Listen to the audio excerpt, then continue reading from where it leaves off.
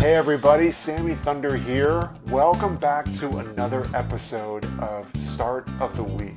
Before we get into this week's vintage community pickups, I want to kick things off by announcing the winner of last week's giveaway, courtesy of Mike Bochar from the monthly Fishkill Sports Card Show. Here's the card, the 1964 Topps Venezuelan of Juan Marichal. This is up for grabs. Let's go ahead and pick a winner. I want to say thank you to everybody that participated. We had a total of 63 comments, so let's go ahead and pick a winner. Hodges 1455 gave a video a like, fun share, Sammy. Love that postcard. Congrats on that beauty. Well, congratulations to you, Brian. Hodges 1455. Everybody go check him out. You are the winner of the 1964 Topps Venezuelan of Juan Marichal. So Brian, just reach out to me by email, sammythundercards@gmail.com. We'll sort out the details and get you that 64 Veni Marichal. Congrats again, buddy.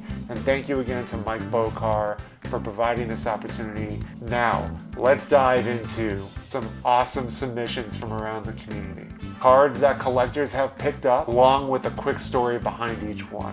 After that, I'll share some pickups of my own that I got this past weekend. Let's get into it. Alright, so our first pickup comes from my buddy Trevor, who we email exchange periodically.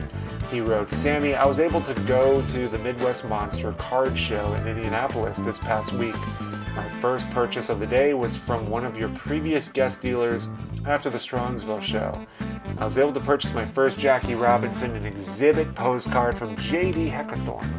My second purchase of the show was from Legacy Cards, Ash. I was able to purchase the 1954 Wilson Franks Carl Erskine for less than the cheapest copies I've seen on eBay. My last highlighted purchase was of a card that was very high on my want list. I was finally able to purchase a 1913 T200 Fatima team card of the Cincinnati Reds with Mordecai Brown and manager Joe Tinker. These three purchases were not the only ones made by me that day, but they were definitely the ones that I not soon forget. Trevor Blue Collar Cards. Let's take a look at Trevor's cards.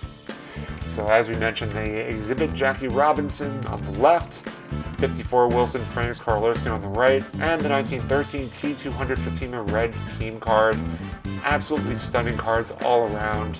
I have a very soft spot for the Wilson Franks. I think their color scheme designs and minimalism to it with the little hot dog packaging on the card itself, profile shot, all in all, just a really handsome looking set. And Trevor, congrats on your pickups, my friend. Thank you for your contribution here. Our next contribution comes from buddy Tim, Tim from Maine actually. He writes, as a lifelong Red Sox fan and a vintage collector, this card has been at the top of my list. Finally, with the kids gone and with my wife's support, one of my dream cards is reality. I enjoy your channel. Thank you so much, Tim. Let's take a look at which one you got. The 1948 Leaf Ted Williams. And Tim, you have a great eye for a beautifully stunning looking card. This is the definition of low grade, high eye appeal. Beautiful registration and just a handsome looking card. Thank you, Tim, for your contribution this week.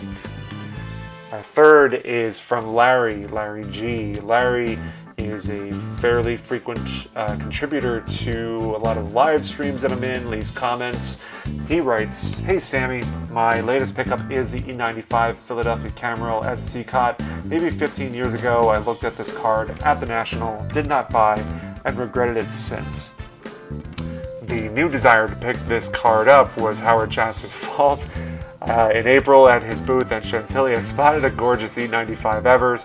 Howard gave me a price I don't know if he means couldn't or could, but I'll assume it's couldn't refuse but didn't, and the Evers was mine. Checking the set on VCP, I realized my Eddie Plank, the poor man's was from the same set, and there was also the Eddie Seacott.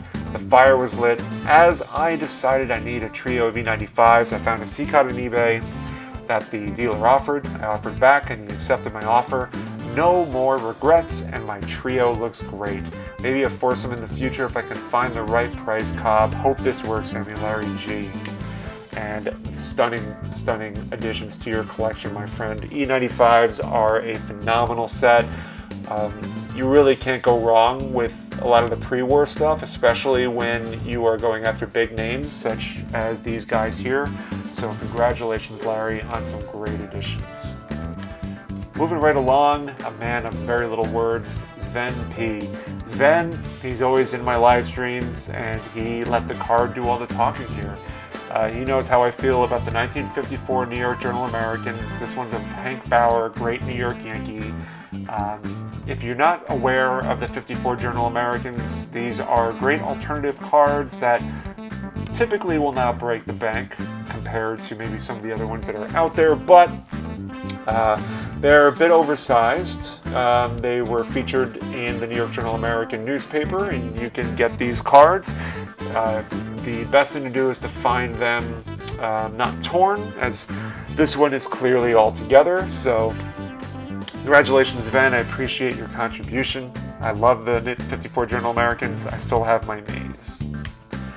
Next one comes from Carl T. from Australia. Carl, I met him at Strongsville, had a nice conversation.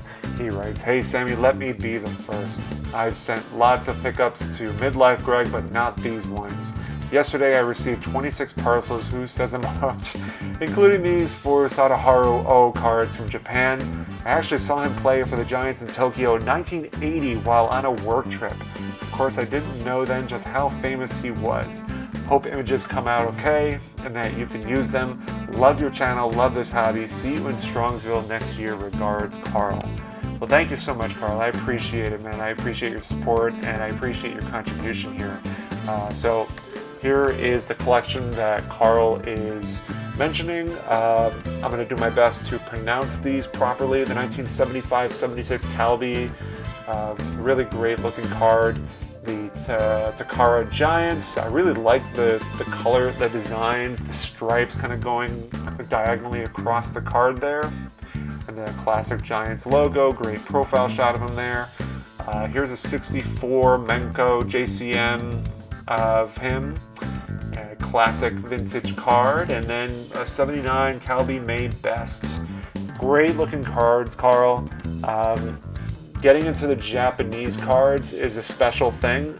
I know there are some dealers at the National, one dealer in particular that I'm thinking of that specializes in a lot of Japanese cards, but it's always special to see some of the collectors here share their Japanese cards, especially with a gigantic star that O was. So thank you so much again for contributing, and I appreciate the kind words.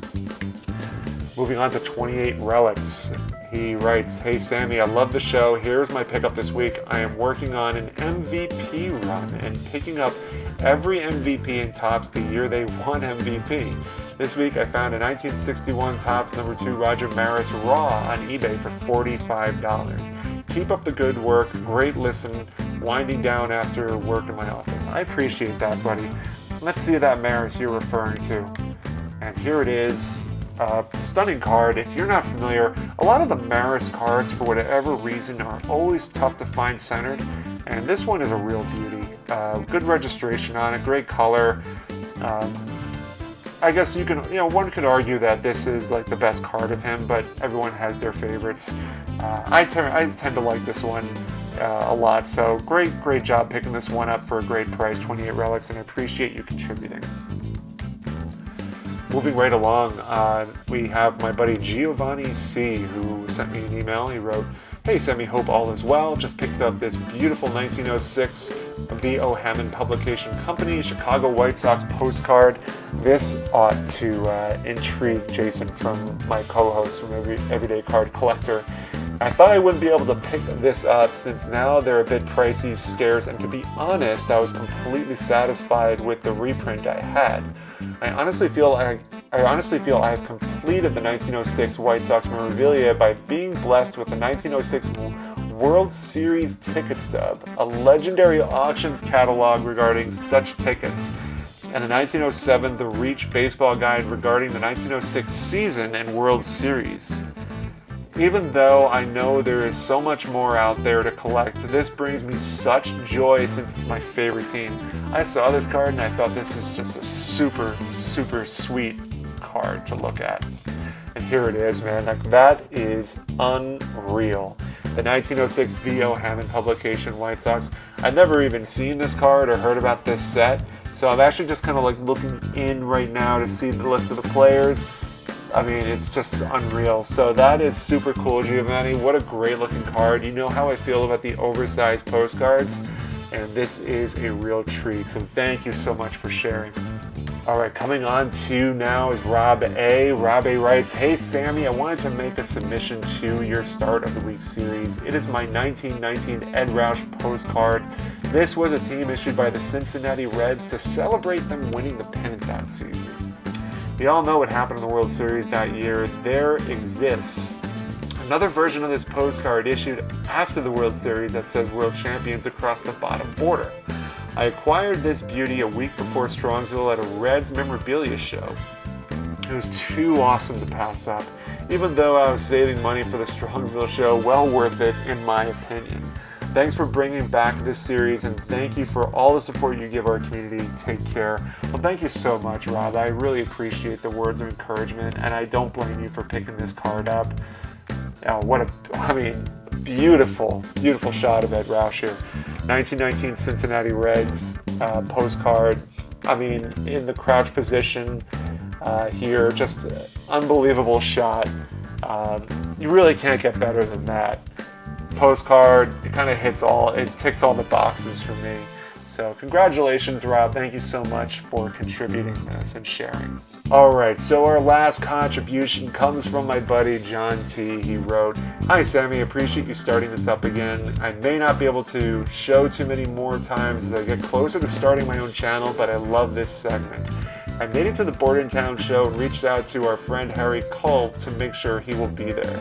Anyway, not sure if Harry made arrangements to be there because of my reaching out or not, but he did tell me he would be there, and as usual, his selection did not disappoint. I bought a few 52 Topps cards as I try to complete the first 5 series, a couple of 53 Bowman Hall of Famers working on that too, but I'm really a pre-war guy, having finished T205 and T206 sets.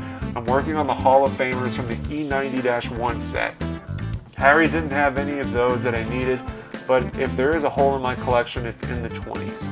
I have 3 cards from that era, a couple of Pinkertons, a 22 exhibit card of Smokin' Joe Wood, and a 25 Turf Cigarette Sisler. Until now, I made my first foray into strip cards with these 2 beauties. I don't know how many, if any you want to show, but here are a couple of recent purchases in my E90-1 Hall of Fame run as well. Love the images of the first 3, in particular the E90-1 Brown and the Speaker. Baker's pretty sweet too. Hornsby not so much, but I feel like there isn't a whole lot of cards of his out there except from the Gowdy set, of course. Love the channel. Kindest regards, JT. Well, first off, John, awesome to hear that you're thinking of starting your channel or you're getting closer to starting a channel, so that's really cool. And second off, Harry Kolb is always top notch, so buying from him, you're getting some good stuff. And let's go ahead and take a look at your stuff that you picked up. And so I kind of framed it where you can see everything. I mean, just again, E90-1, stunning cards, American Caramels, Home Run Baker, Mordecai Brown, strip cards. I know it's like a hit or miss with some collectors. Some collectors love them, some collectors don't. But me personally, I do like the strip cards a lot, and they're just really cool. And you picked out some really good ones here, both Tris Speaker and Rogers Hornsby. So thank you, John, for contributing as well. And I look forward to the development of your channel. All right, guys, here are my pickups from this past weekend. I figured I'd take a chance to show you. Here's the first one. It is none other than the 1977 O-Pee-Chee of Tom Seaver in an SGC 7. Really nice looking card, front to back as well. And got this at a card show at the Garfield show on Sunday. Really nice piece. Second piece was through a trade. I plan on reselling this at a future show perhaps, or if anybody has interest, you can reach out to me. But it is the 1969 Topps of Walt Frazier in a 4.5, and it's a really stunning example. Kind of goes to show that, it's not the grade that matters, it is the card. Thanks so much for tuning in, guys. If you'd like to be featured in a future episode, do not hesitate to reach out. It's easy. Just send me a picture of the card that you picked up and its quick story attached as well. We've got more episodes coming up, so make sure you're subscribed and you're following along. Until next time, keep collecting those rare and unique beauties, and I'll see you later. Take care.